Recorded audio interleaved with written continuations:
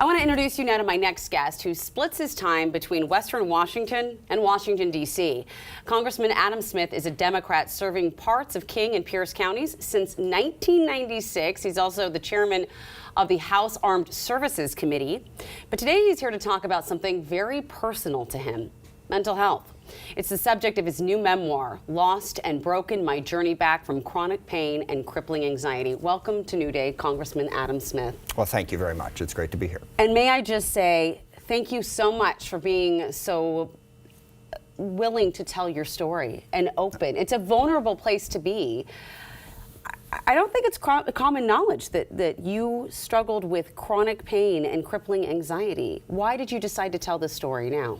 Yeah, I decided to tell the story in part, first of all, just for me, because I went through this, and it's a lifetime thing. There were a whole lot of issues, but it was really 6 years, starting in 2013 when anxiety overwhelmed me, and then about a year later, pain overwhelmed me. It took me 6 years to figure it out. And once that was done, I wanted to remember what happened. I wanted to sort of put the events down so I could remember, what did I go through? What did I learn? And then as I was doing it, I thought this is a story that could really help with the broader conversation of a nationwide struggle, really, with all of these things: anxiety, depression, chronic pain. If I can help with that dialogue, I can hopefully help people find, solutions, ways to get better. I know that they're not alone, too. Yeah. I dealt with a panic disorder at one point, and I felt like I'm the only person in this world who's handling this.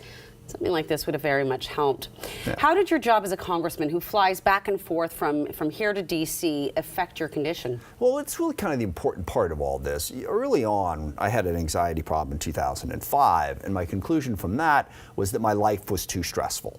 I had too much going on. I had 2 young kids. I'm flying back and forth. I kind of try to figure this out. Certainly that's part of it. But what someone said to me a long time ago is it's not the amount of stress in your life, it's the way you process it. Oh. At the time, I thought that was, forgive me for saying this, insane. Okay, because of course it's, but it really is, the mental issues that are going on with you will have a profound impact on that. Now, certainly you can get too busy. Okay, I mean, not busy enough. You have to manage that, but you really have to think about the issues in your life that are making you so stressed, so anxious, that trigger anxiety. So it's not so much about how busy you are, it's what's going on with your mental health. And that's what you have to dive into. And that's a really key, important thing, and it can help you then handle the rest of it. Absolutely. You say that your lowest point came in 2016. You wrote that you seriously considered the possibility that you might not ever get out of bed. What was going on? I didn't see a path back. I had my 3rd hip surgery, total replacement of my left hip, and I wasn't getting better. Okay, you have this timeline when you get a hip replacement. I was not hitting those timelines. It turned out because there were things wrong with me that were way beyond my hips in terms of my physical side. My anxiety was terrible. I was taking benzodiazepines, I was taking oxycodone, gabapentin, amitriptyline, a whole bunch of other things that I'd never heard of before. And I was 50 years old. And I thought, I'm not going to get better, which is one of my big messages here. The body and mind have an incredible capacity to heal. There is a path back, there is a way to get better. Eventually I found that, but at the time, I'd been trying at that point for 3 years. I didn't see a path. Yeah. Especially when you are taking benzodiazepine, Xanax, and painkillers. Clonazepam was my benzo of choice, but yes. Well, it's true. I mean, it's very hard to see through that darkness, because when you don't have it and your serotonin is gone and you're so low. How did you move forward? Because you did end up moving forward. You're sitting here on this couch with me now.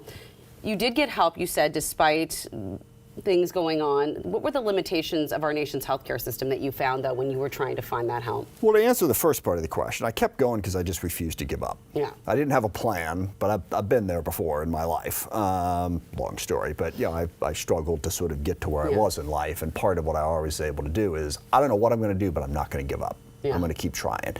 And the second thing was diving into that healthcare system.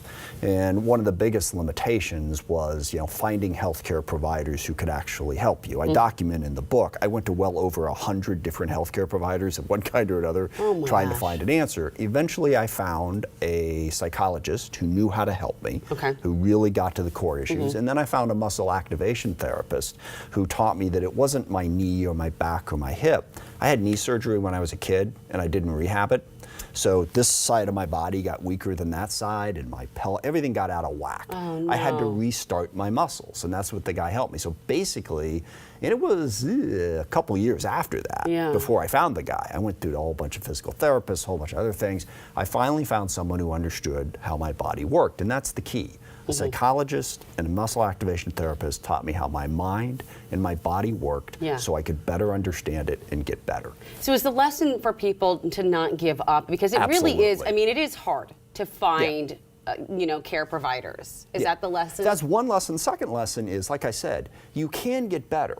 Well, one of my big problems, and when you mentioned your panic attacks, when you have that, we're kind of raised to think that there's this line. You're normal or you're crazy.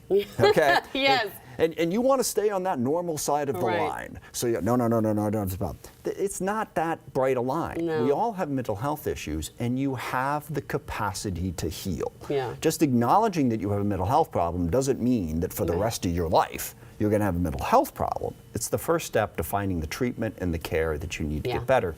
It's out there. You can find it. Got to find the right therapist. Got to take the right approach. But you can get better. And it's key for me to realize that the word normal doesn't even, you can have anxiety and you're still normal. It's okay. I have to ask though, because I think one of the biggest issues for people, I can hear them saying to me is like, yeah, it's so great to do it, but insurance issues and getting things.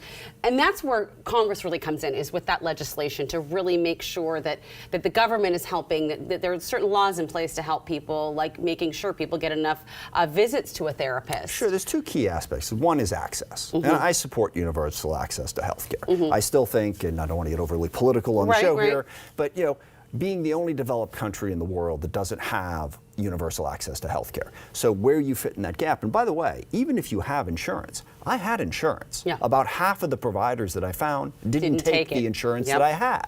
Okay, so that's one big part of it. But the second part about it is, even if you can find a treatment provider, we don't have best standards and best practices in this country.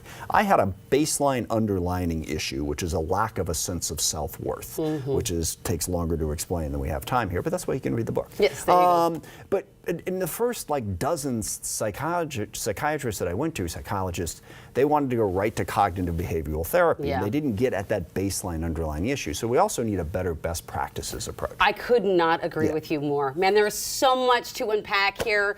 And in Lost and Broken, get the book, read it. Thank you so much for your time, Congressman. Well, thanks for the chance. It was very nice to meet you.